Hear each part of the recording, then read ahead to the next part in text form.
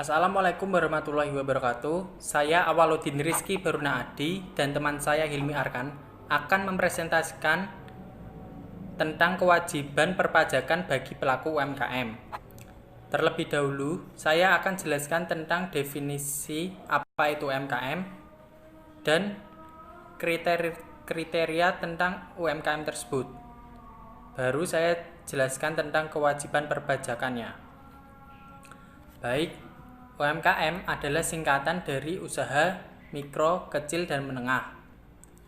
Pemerintah telah menetapkan definisi UMKM dan kriterianya tertuang dalam Undang-Undang Nomor 20 Tahun 2008 tentang usaha mikro, kecil, dan menengah.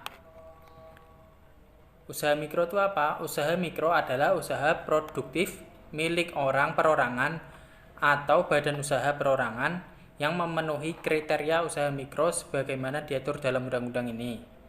Lalu usaha kecil adalah usaha ekonomi produktif yang berdiri sendiri yang dilakukan oleh perorangan atau badan usaha yang bukan merupakan anak perusahaan atau bukan cabang perusahaan yang dimiliki, dikuasai, atau menjadi bagian baik langsung maupun tidak langsung dari usaha menengah atau usaha besar yang memenuhi kriteria usaha kecil. Lalu usaha menengah definisinya hampir sama. Usaha ekonomi yaitu usaha ekonomi produktif yang berdiri sendiri yang dilakukan oleh orang perorangan atau badan usaha yang bukan merupakan anak perusahaan atau cabang perusahaan yang dimiliki, dikuasai, atau menjadi bagian baik langsung maupun tidak langsung dengan usaha kecil atau usaha besar dengan jumlah kekayaan bersih atau hasil penjualan tahunannya sebagaimana diatur dalam undang-undang ini. Lalu usaha besar adalah usaha produktif yang dilakukan oleh badan usaha dengan jumlah kekayaan bersih atau hasil penjualan tahunan lebih besar dari usaha menengah yang meliputi usaha nasional milik negara atau swasta, usaha patungan, dan usaha asing yang melakukan kegiatan ekonomi di Indonesia.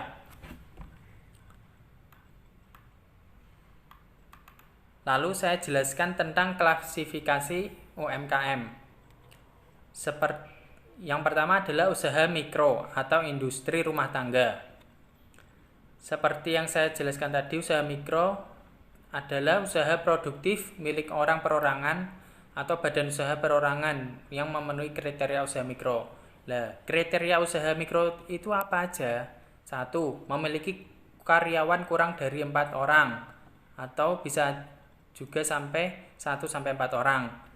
Lalu yang kedua, aset atau kekayaan bersihnya hingga 50 juta, tidak termasuk tanah dan bangunan usaha.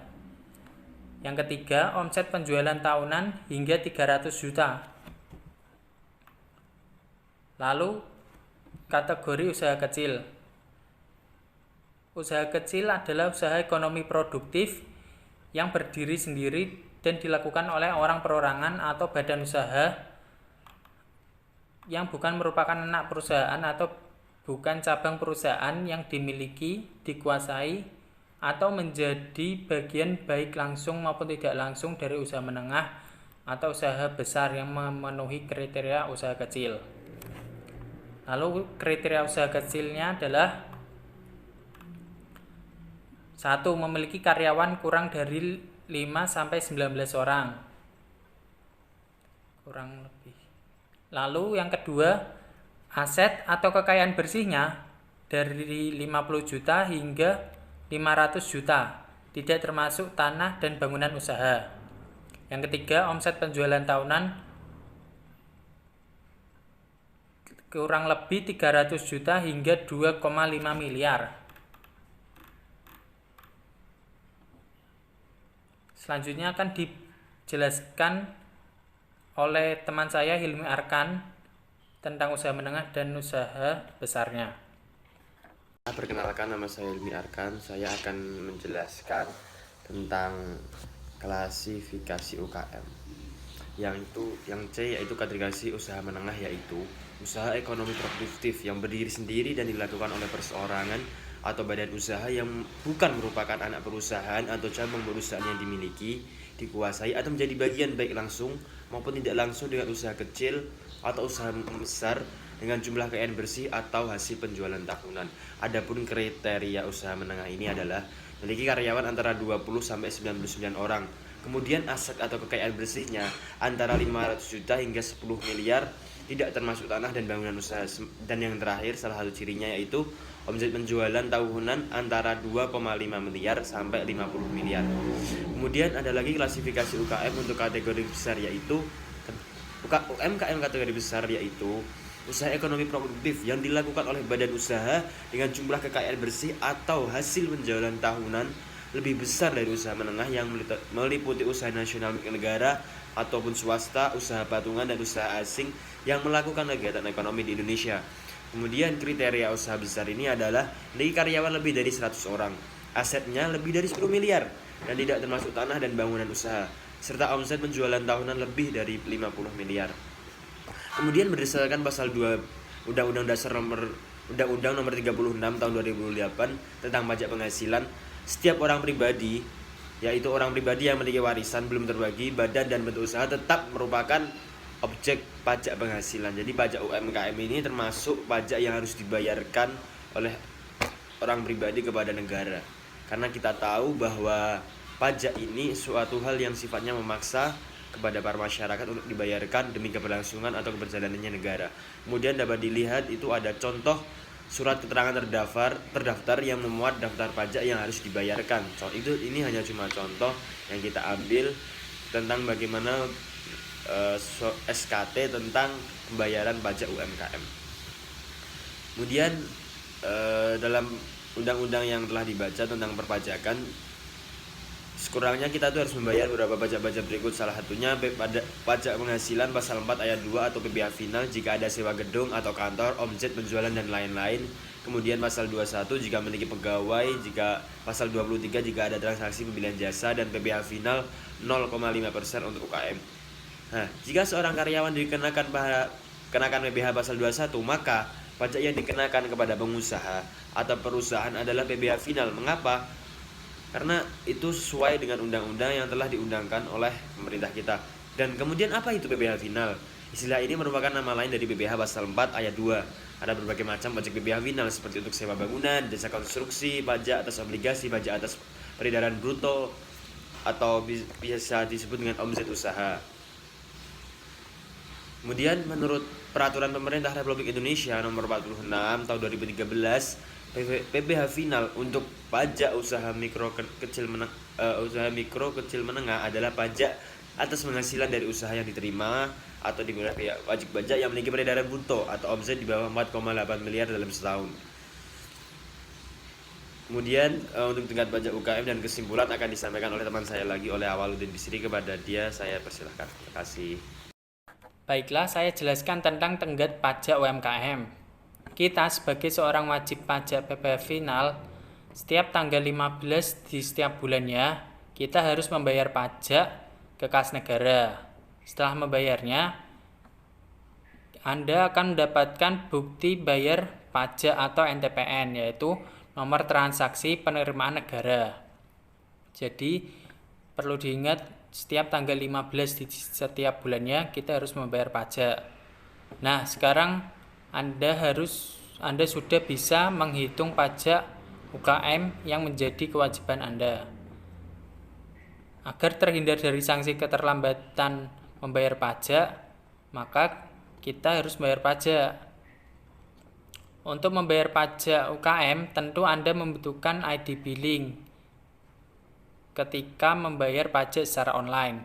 Nah, di aplikasi online pajak, Anda tidak hanya bisa menghitung secara otomatis, melainkan kita dapat membuat ID billing dan menyetor PPh final 0,5% dengan cara satu klik saja. Saya jelaskan tentang keuntungan menggunakan aplikasi PPh final secara online. Satu, yaitu aplikasi online pajak sudah disahkan sebagai mitra resmi DJP atau Direktorat Jenderal Pajak, sehingga e-billing, e-faktur, dan bukti laporan pajak online resmi dari DJP. Yang kedua, Anda dapat menggunakan aplikasi hitung, setor, dan e-filing PPh final 0,5% secara gratis hanya dengan menggunakan aplikasi tersebut. Yang ketiga, mempermudah kita dalam kepatuhan pajak. Karena sejak kita merintis sebuah bisnis, pembayaran online membantu kita merekam dan melacak transaksi-transaksi kita dengan mudah yang kelak dibutuhkan jika sewaktu-waktu diperiksa oleh DJP. Yang keempat, mempermudah pelaporan SPT tahunan.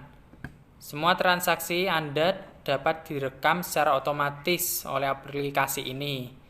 Dan pada saat akan melaporkan SPT tahunan, badan atau pribadi SPT 1770 Anda bisa mendapatkan dengan mudah secara otomatis.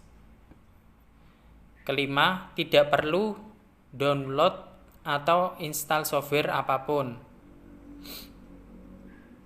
Di aplikasi online pajak, Anda dapat membayar PPh final secara online di mana saja dan kapan saja.